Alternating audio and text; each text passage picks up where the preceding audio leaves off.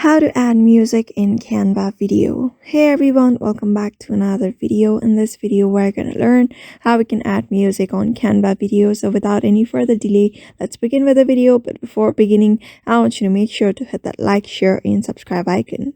So first thing first, open up your project on video. After that, simply go to upload.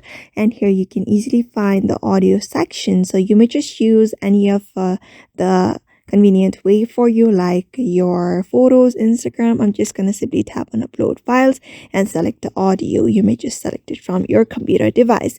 After that is selected, just right click on it and you'll get a bunch of options like copy, paste, duplicate track, delete track, adjust fade, a beat sync, volume, etc. You may just adjust it according to your preference, edit it out according to your choice. After editing out, you may just select it under the video of your choice. After that, you can also see delete, adjust, fade, beat sync option. You may just edit it out accordingly on your choice, and that's how you basically add voice on the video on your canvas. So therefore, I hope this video was helpful to you, and thank you for watching this video.